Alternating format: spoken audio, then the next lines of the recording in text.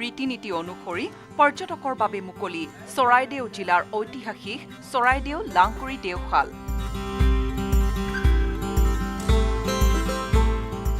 চৰাইদেউ আমাৰ গৌৰৱ সংস্থাৰ পদক্ষেপ। আহোম ৰাজত্বকালৰ প্ৰথমটো স্থায়ী ৰাজধানী চৰাইদেউ চাওলুং চুকাফাই প্ৰতিষ্ঠা কৰা চৰাইদেউ দেওশাল দীৰ্ঘদিন ধৰি পৰিত্যক্ত হৈ থকাৰ পিছত আজি পৰ্যটকৰ বাবে মুকলি কৰা হৈছে। চৰাইদেউ আমাৰ গৌৰৱ নামৰ স্বেচ্ছাসেৱী সংগঠনৰ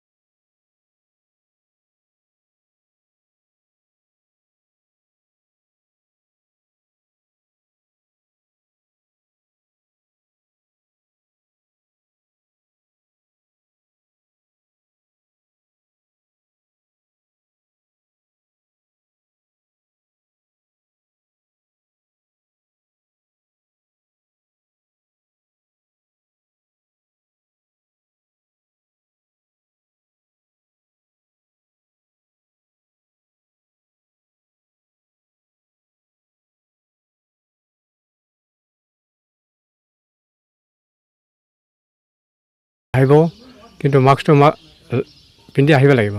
মাস্ক নহ'লে ইয়াত সোমাব নাপাব। সেইটো আৰু মানে আমি অপেন কৰি দিছোঁ 8টাৰ পৰা গাঁওখন চাব পাৰিব 6টা লাগি।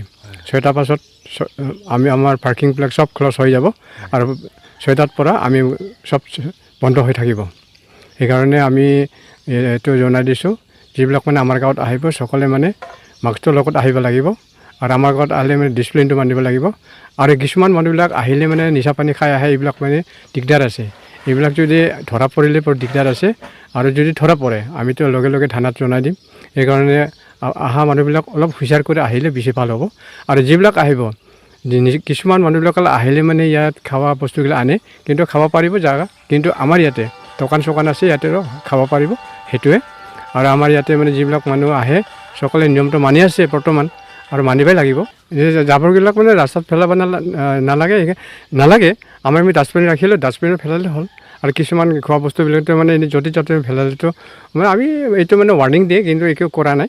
কিন্তু ৱাৰ্ণিংটো দিব লাগিব। আৰু অহা মানুহবিলাক আমি বুজাই দিয়ে, যদি আপোনালোকৰ আহিছে, যদি খোৱা বস্তু লৈ আহে, কিবা চিপছ খাব, এইবিলাক যদি পায় তেতিয়া ডাষ্টবিনত পেলাবি।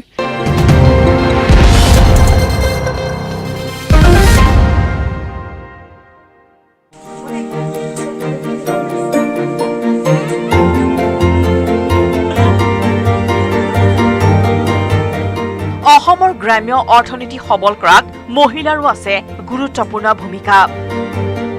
উৎপাদনমুখী বিভিন্ন কামত জড়িত হৈ বহু মহিলাই স্বাৱলম্বনৰ পথ বাছি উলিওৱাৰ লগতে পৰিয়ালক অৰ্থনৈতিকভাৱে সকাহ দিবলৈ সক্ষম হৈছে। এনে এক উদাহৰণ দাঙি ধৰিছে মৰিয়নিৰ নিউ সোণোৱাল নতুন মাটি গাঁৱৰ কেইগৰাকীমান মহিলাই। এই মহিলাসকলে দীৰ্ঘদিনৰ পৰা এৰী পলু পালনেৰে সূতা উৎপাদন কৰি বিভিন্ন বস্ত্ৰ তৈয়াৰ কৰাৰ লগতে এই বস্ত্ৰ নিজে ব্যৱহাৰ কৰাৰ লগতে গ্ৰাহকক বিক্ৰী কৰি অৰ্থ উপাৰ্জন কৰি আহিছে।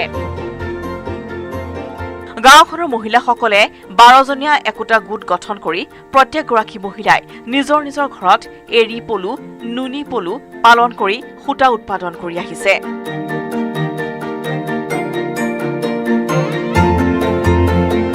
এই সূতাৰ পৰা চাদৰ মেখেলা, শল, গামোচা তৈয়াৰ কৰে মহিলাসকলে।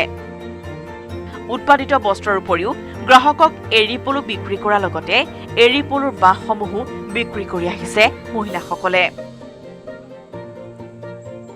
যোৰহাট লাহদগড়ত থকা ভাৰত চৰকাৰৰ ৰেচম বিভাগৰ কেন্দ্ৰীয় মুগা এৰী গৱেষণা তথা প্ৰশিক্ষণ প্ৰতিষ্ঠানত মৰিয়নিৰ ৰেচম সমল কেন্দ্ৰৰ যোগেদি প্ৰশিক্ষণ গ্ৰহণ কৰিছে এইসকল মহিলাই।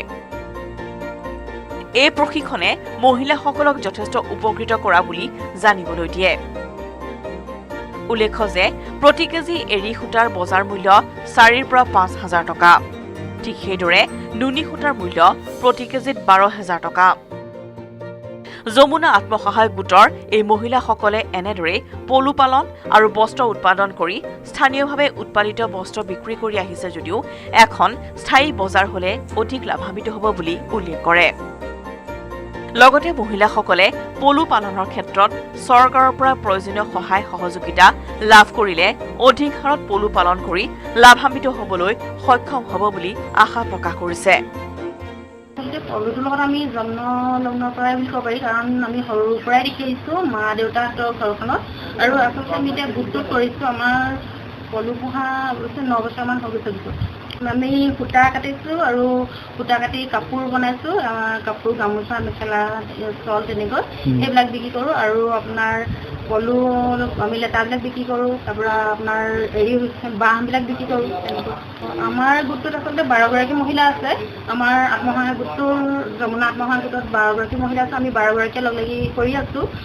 মানে ধৰক আমি পলু মানে আমাক ধৰক মানে পথ প্ৰদৰ্শক হিচাপে আমি প্ৰথমতে এইখিনি আমি প্ৰশিক্ষণ লৈছিলোঁ মই যোৰহাট লাহদগড়, আৰু তালৈ আমাক পথ প্ৰদৰ্শক হিচাপে দিগন্ত গগৈয়ে তেখেতে লৈ গৈছিল। আৰু তাৰ থ্ৰুৱেদি আমি মানে প্ৰথমে অকল এৰী পাতটোৱে এৰী পলুৱে যে অকল এৰাপাতটো খাই বুলি ভাবিছিলোঁ, কিন্তু যেতিয়া আমি ট্ৰেইনিং গৈছিলোঁ ঠিক তেতিয়াৰ পৰাই গম পাইছোঁ যে এৰাপাতৰ বাহিৰেও মানে কেঁচেৰু পাত বৰপাত এইবিলাক খায়। সেইটো কাৰণে আমি অকণমান বহল ভিত্তিত কৰিব পাৰিছোঁ। প্ৰথমতে খুব কমকৈ কৰিছিলোঁ, তাৰ পৰা আমি গোটত 300জনী চাকৰি 100জনী চাকৰি ঠিক তেনেধৰণে কৰি আছোঁ। কৰি পিনি এইখিনি কামকে কৰি আমি গোটটো বৰ্তমান মানে গোটত কৰি কামখিনি কৰি আছোঁ। এৰী সূতাটো আপোনাৰ 4,000 5,000 টকা হয়, সূতাখিনি চাইলেও হয়। আৰু আপোনাৰ নুনী সূতাবিলাক 12,000 টকা।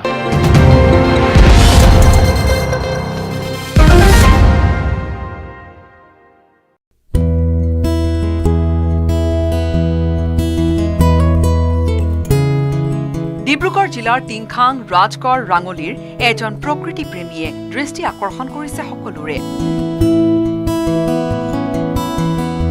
জয়দত্ত কোঁৱৰ নামৰ প্ৰকৃতিপ্ৰেমীজনৰ ঘৰত বিচৰণ কৰিছে অষ্ট্ৰেলিয়াৰ ৰাষ্ট্ৰীয় পক্ষী ইমু চৰাই।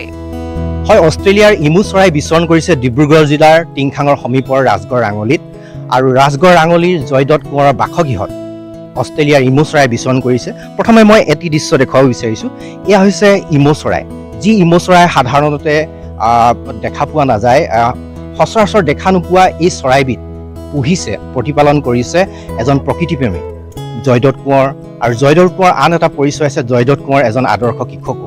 মই পোনে পোনে তেখেতৰ পৰাই জানিব বিচাৰিম আচলতে কেতিয়াৰ পৰা আপুনি এই ইমু চৰাই পুহিছে, আচলতে কিহৰ বাবে পুহিছে আপুনি কি?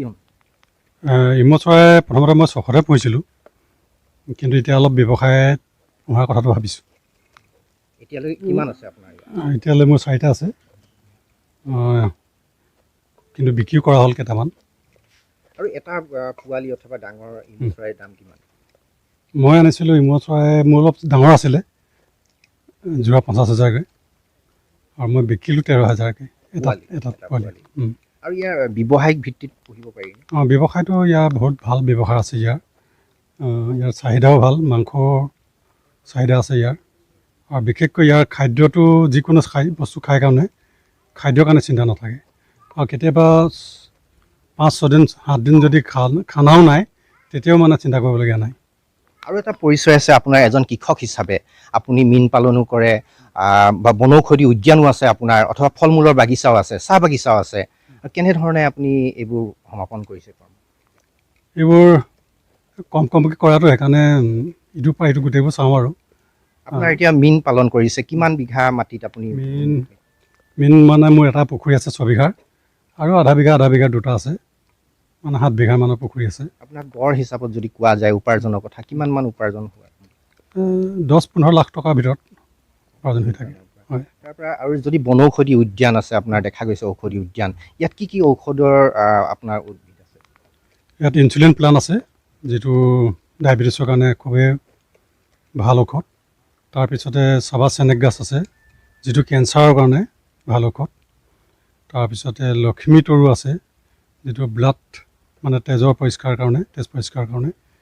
তাৰ উপৰিও বগা বাহক আছে আৰু বিভিন্ন ধৰণৰ মছলাজাতীয় ঔষধি গছ আছে। এইবিলাক মছলাও হয় আৰু ঔষধো হয়, গতিকে তেনেকুৱা গছবিলাক আছে। আৰু ফল মূলৰ বাগিচা আছে আপোনাৰ কি? ফল মূলৰ কল আছে, নাৰিকল আছে, তাৰপিছতে মধুৰি আছে। কৃষি কৰ্মৰ জৰিয়তে বছৰি 15 পৰা 20 লাখ টকা পৰ্যন্ত উপাৰ্জন কৰে জয়দত্ত কোঁৱৰে। জয়দত্ত কোঁৱৰৰ ঘৰত এই পৰিৱেশ চাবলৈ ভৰি দিয়ে বহু দেশী বিদেশী লোকেও।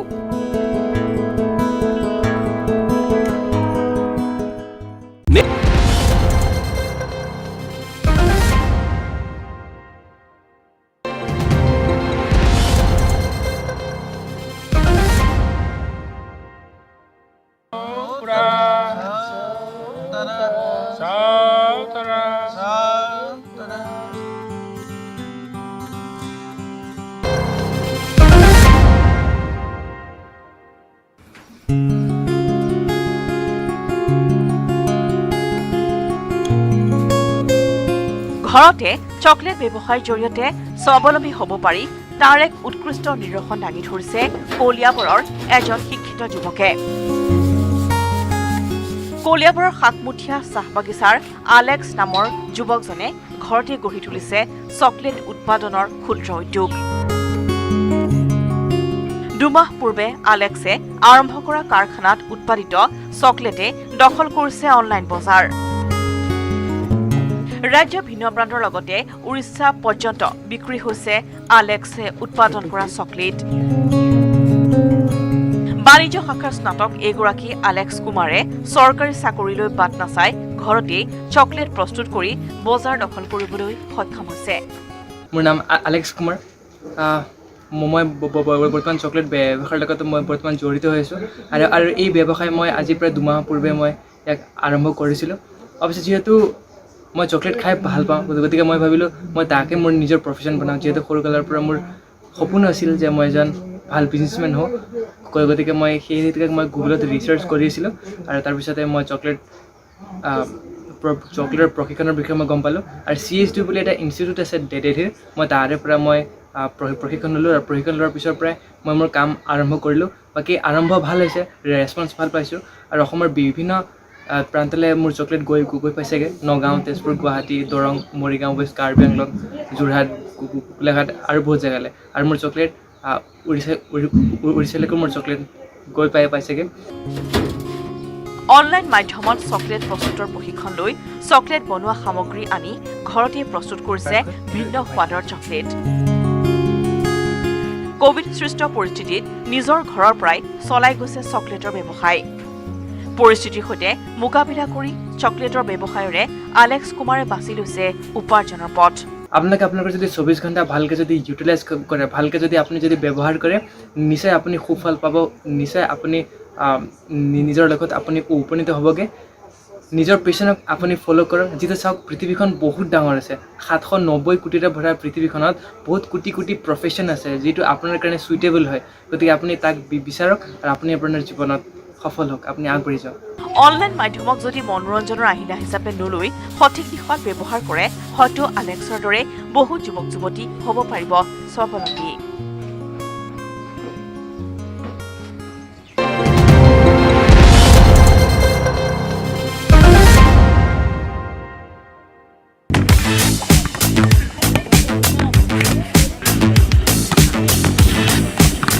সাম্প্ৰতিক সময়ত ক্ৰীড়া ক্ষেত্ৰৰ বিভিন্ন শিতানত পুৰুষৰ সমানে যুৱতী কিশোৰীসকলে উল্লেখনীয় সফলতা অৰ্জন কৰা দেখা গৈছে।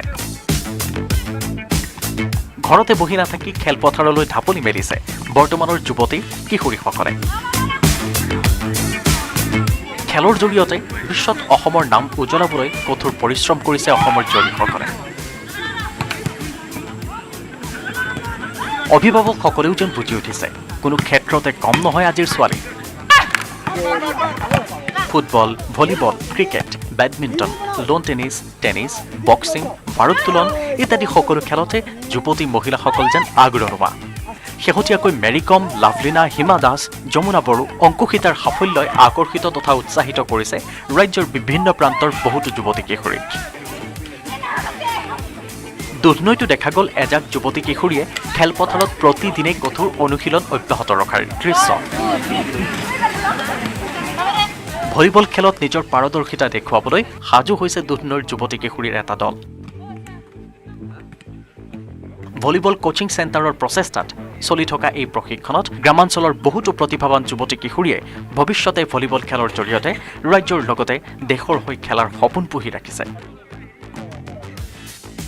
ভলীবল কোচিং চেণ্টাৰে গ্ৰামাঞ্চলৰ ভলীবলৰ প্ৰতি আগ্ৰহ থকা প্ৰতিভাৱান খেলুৱৈসকলক বিচাৰি উলিয়াই এখন উপযুক্ত মঞ্চ দিয়াৰ প্ৰয়াস অব্যাহত ৰাখিছে বুলি ৰাজ্যিক ভলীবল ৰেফাৰী ভাস্কৰ ৰায়ে জানিবলৈ দিয়ে। আমি এতিয়া গাঁৱে ভূঞে সোমাই আমি এতিয়া ফুটবলো আৰম্ভ কৰাই দিছোঁ ছোৱালীবিলাকৰ, আৰু ভলীবলো ইতিমধ্যে আমাৰ নৱেম্বৰৰ পৰাই ভলীবলৰ কোচিংটো চলি আছে। ভলীবল কোচিং চেণ্টাৰ নামেৰে আমি দুধনৈত এইটো শাখা আৰম্ভ কৰাই দিছোঁ। আৰু এতিয়া দেখা গৈছে অভিভাৱকসকলে, মাতৃসকলে হওক বা পিতৃসকলে হওক, তেওঁলোকে তেওঁলোকৰ ছোৱালীবোৰক আগবঢ়াই দিয়াত কোনোদিন পিছ পৰি থকা নাই। মূল উদ্দেশ্যটো হ'ল, মোৰ লক্ষ্যটো হ'ল আমাৰ যুৱতী কিশোৰীসকলক আমি যাতে এটা ভাল মঞ্চ দি পেলাই অনাগত দিনবিলাকত যাতে আমি তেওঁলোকক আৰু এটা ভাল প্লেটফৰ্ম দিব পাৰোঁ বা ভৱিষ্যত